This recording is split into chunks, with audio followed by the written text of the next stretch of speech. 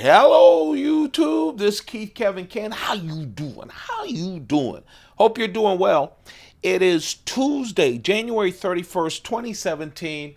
I have a very early start to an all-day meeting. It starts at 8:30 a.m. and goes all day.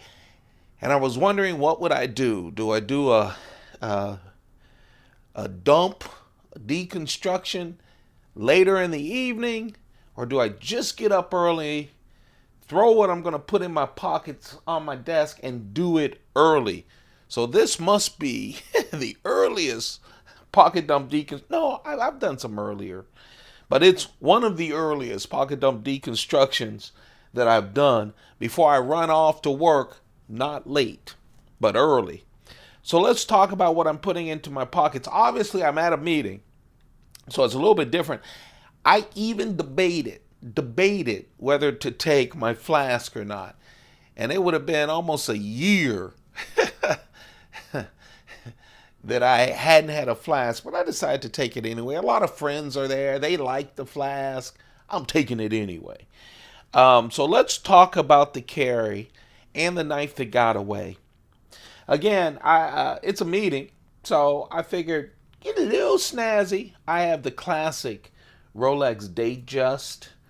I think when you get one of these kind of iconic for some label kind of things like a Rolex or a Cuban cigar or whatever, just get one that'll last forever. Even folks like Rolex will do the coming flavor, but they always have a classic, and that's one of them.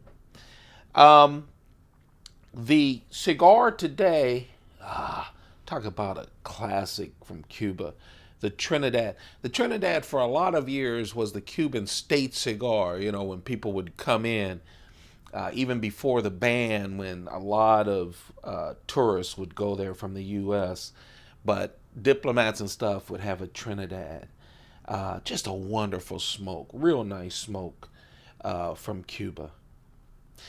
Of course, a Schoen design pen, the titanium, just nice and classy. I love being in a meeting, pulling out a nice pad like the one I have there from Smithson, and just opening up my Schoen design pen. I know it sounds like a commercial, but it's not. I don't know them. I know it's from Massachusetts. It's a wonderful pen. It's simple, durable, and it really matches, in my humble opinion, the knife life. I really like it. We're doing scotch, and I'm actually doing some Macallan 18. I still have some, and you know, something special for some of my friends who have come in from around the country for this meeting. Here's the Mont Blanc, one of my Mont Blanc thin wallets, and I talked about the Smithson company from the UK. They have wonderful stuff. You know, I used to always do Smithson because, you know, when you're consulting, depending on who you were consulting, snazzing up your appearance was a plus. Other places I would go, snazzing up your appearance was not a plus. So I had, you know, three different, and then there's the medium. I had like three different sets of baggage, three different sets of what I would do because, hey, I was working for myself, had to make that money, right? Now I'm not consulting, and I'm a lot older, and I said, oh man, I should get some more Smithson stuff, because the good news is for me, when I buy stuff, when I was in that consulting life, I bought multiples of everything. In my mind, it was like, hey, this could stop someday. And so I have multiples, but even with multiples, stuff start getting slim. And I looked at those things, I was like, that's expensive. My perspective has changed. Field notes. Yes. I love the field notes. Let's talk about, the coin. what's the coin? I can't hold it too close too long or it'll be my screenshot. But this is the African Wildlife Elephant series. This is one of the earlier ones, 2004, when it was Somalia Republic. This was most of these things I have. This is something that comes out every single year. And after I sold off, I kept a lot of everything from each of those collections, some of the more rarer coins. But that's my lucky coin for today. I always carry a lucky silver coin. I do it because my grandfather always carried silver dollars.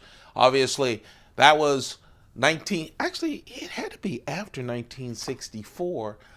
But back then, a lot of people, I think one reason he always carried them was he saved them for a long time. You know, he was one of those in jars saving coins, and he had, you know, we were young kids. We wanted to get in those jars, nickels, dimes, and dollars, silver dollars, and half dollars. Let's talk about the knives for today. Want to show you guys that I'm not sexist. I've been carrying my man bug a lot, so I wanted to carry the LadyBug. This is the LadyBug in the burnt orange series that Spyderco has. The sprint run of the HAP 40 steel. HAP 40 steel, tough steel, retains an edge. It is sandwiched between, you can see that line? Below the line is the HAP 40. On both sides, it's sandwiched between two slabs of SUS 410 just to give it even more strength and to help with its rust resistance. It's a real nice knife. You know, Spyderco did the HAP 40 sprint run in 2016. By the way, did I say it's Tuesday? I think I did. Tuesday, January 31st, 2017, as I record this. But last year in 2016, they came out with the HAP 40. They have a couple of knives that will be released this year, 2017. They will also be HAP 40, which is real nice. They released the Man Bug, the LadyBug, the Stretch, the Delica, and the Endura in HAP 40 burnt orange. Check out in the Spyderco playlist, I have done Delicas and Doras, and I don't know what else I added to that, but go check them out. You'll see the HAP 40. I also did a thing where I did a video of listen to me, all of the folders released by Spyderco in 2016. It was a thing. I woke up in 2016 in January around this year and said, I'm going to buy all of them. And I did. I invested in all of them. I did a video of it. So go check that out on this list as well. But this is the HAP 40 LadyBug. I love the LadyBug and the Man Bug as a keychain knife. They're just so handy. Spyderco's good on these little knives. They call them little big knives. 2-inch, just under 2 inches of the HAP 40 steel. Course, burnt orange, FRN scales, fiberglass reinforced nylon, which is, I always call it, it's like space age plastic. I love when people say, it's not, it's FRN. I always say FRN, fiberglass reinforced nylon. Here's a quick test. What is this made of? Fiberglass reinforced nylon. Yeah. But it does, I want you to know, if you haven't bought a Spyderco knife with FRN scales, that's what it feels like. It's grippy. It's just really nice and light. And I'm going to tell you, it's hard to destroy. It really is hard to destroy. Oh, I haven't carried this in such a long time. You guys may not have seen this in a long time. People don't talk about this. This is the Spyderco Deshorn. Deshon. It's named after the knife maker that came from Cape Town, South Africa. I love this knife. It's very light. This is smooth G10. Spyderco does great smooth G10. It has some detail carved into it that gives you a little bit of a grip, but not much. This is, of course, it's a gentleman's folder. I'm going to a meeting, and I saw this, and I went, oh, I hadn't done this in a long time. I remember when I first got it. I love the shape of this. It's just really nice, like something Art Deco from the 20s, isn't it? Kind of an Art Deco kind of feel to it. It is very smooth G10. It's done so well that when you pick it up, you go, what is that? Is that G10? Because it's so smooth. Spyderco, when they do smooth G10, they do a great job. This is one of the earlier ones with, which I love, of course, with my wire clip. That's just nice and classy. It really is. 3.1 inches, S30V steel, very good steel. Look at the detail of the blade as well that goes with that overall design. You tell me that's not Art Deco? It is. Man, oh man, I just really like it. Nice lock, thin, smooth as silk. Oh man, I like it. That is the Spyderco Des Horn by Des Horn, a knife maker out of South Africa. Oh, it's so light, so nice. This is the perfect kind of thing. Enough blade that you can do something with. Yes, it comes to a point, but look, nice thick point. You can use this knife. It's very nice. And it looks good too. Liner lock that feels just perfect and smooth. Man, it feels like the day I got it out of the box. It's just a nice... It's discontinued, by the way. This is one of those knives that, you know, people couldn't get around, I guess, the design of it. And it's been discontinued for a while. You know, when you collect knives and you have a knife and they go discontinued, you go, yes! Which means a lot of people didn't buy it. And it's hard to get in unless you're on the secondary market. These are hard to find. You don't see them around that much. The large one, yeah, you could tell I'm going to a meeting. Fancy dress, knife-wise. Let's just face it. It is the large Chris Reeve Sebenza 21, you know, with that wonderful box elder Burl inlays. I carried a box elder Burl inlay Menundi a couple of days ago. And I've had this on my desk ever since. I just think it's beautiful. I hadn't carried it in a long time.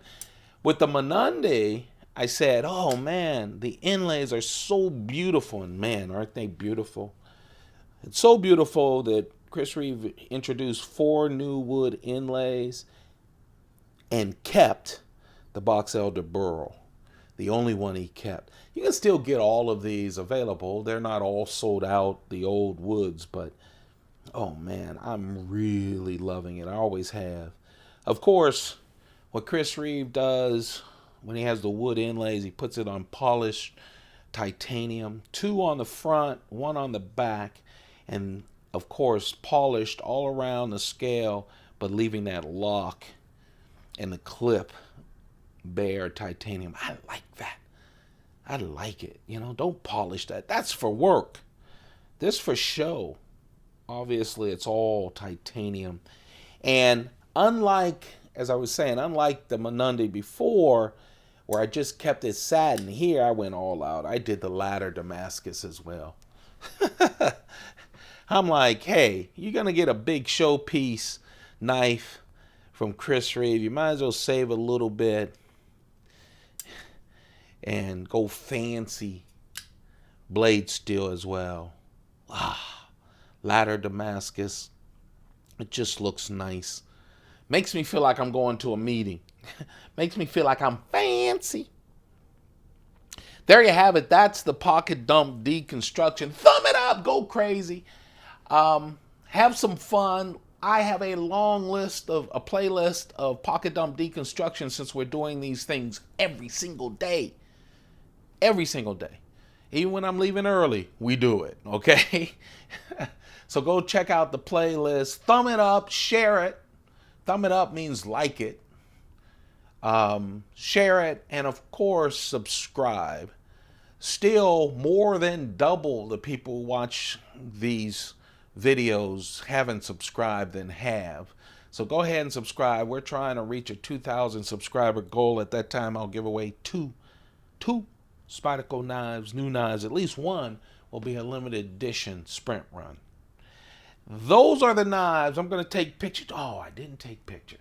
I'll take pictures, post it on Instagram as well. Okay? I'll do all of that.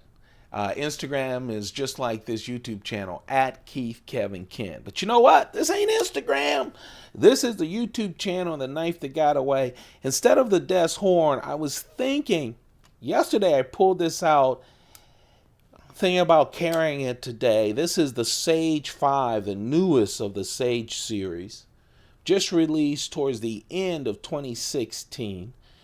And of course, the Sage series celebrates the makers of locks on folding knives, and Spyderco waited till the 5th one to celebrate themselves, to pat themselves on the back, and they deserve to do it with the compression lock. Of course, all of the Sages have the same platform, 3-inch blade, S30V steel with that Spyderco leaf shape. In this case, it's carbon fiber on top of G10. Of course, the compression lock that really made famous on the Paramilitary 2. And the wire clip, deep carry wire clip. Just a real nice knife. I was going to carry it, but I figured I'd go a little fancier. And a little lighter as well with the Death's Horn. Death's Horn's a great knife. So is the Sage 5. Sage 5? Yeah. It ties with the Para 3 for me as #1 knife of my Spyderco collection. That's it, you guys. Hope you have a perfect day. I've got to hustle to get to this meeting. You have a perfect day. Keep those pockets full. Goodbye.